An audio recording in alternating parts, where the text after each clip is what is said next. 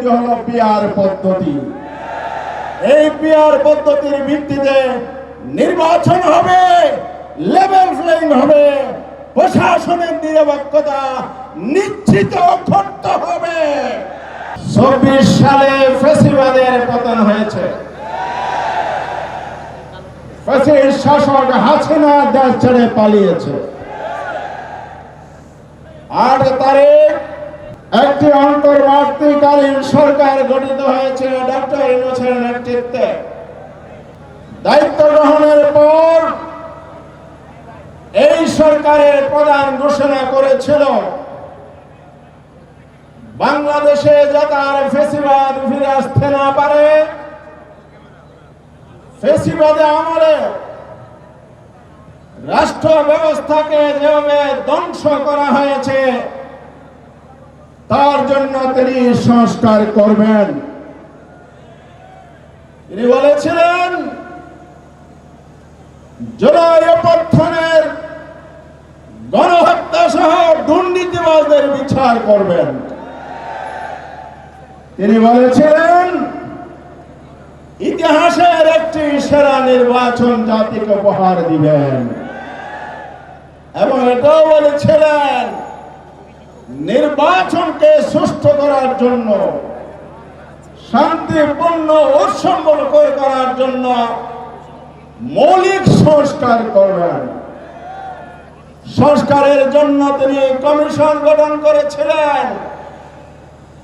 প্রথমে 11টি, তারপরে 6টি কমিশনের সমন্বয়ে জাতীয় ঐক্যমত্য কমিশন করেছিলেন, যার সভাপতি তিনি নিজে। জাতি আশা করেছিল অর্থবহ সংস্কার হবে।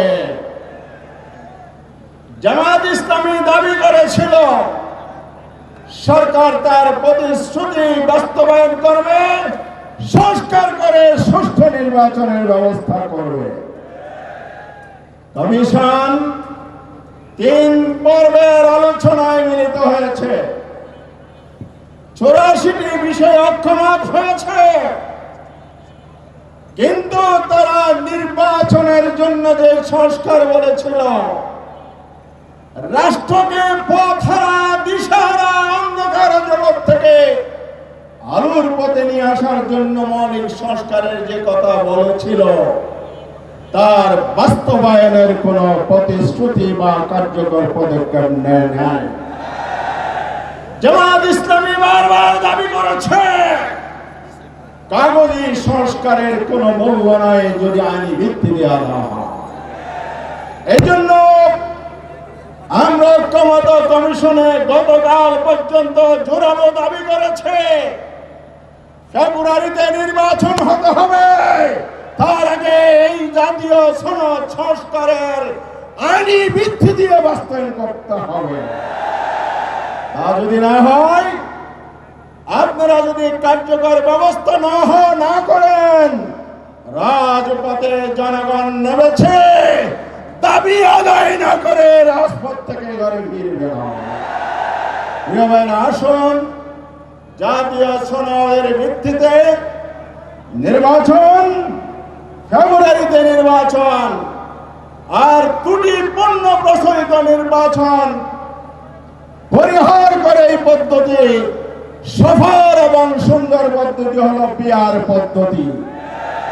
এই পিআর পদ্ধতির ভিত্তিতে নির্বাচন হবে, লেভেল প্লেইং হবে, প্রশাসনের নিরপেক্ষতা নিশ্চিত করতে হবে। ডাকসুর অনুরূপ বুটের বন্যা বাংলাদেশে বয়ে যাবে, চাঁদাবাজি সন্ত্রাস দূর হবে, ন্যায় বিচার ইনসাফ কায়েম হবে, জুলাইয়ের স্পিরিট বাস্তবায়ন হবে। আসুন সেই লক্ষ্য করে এগিয়ে যায়।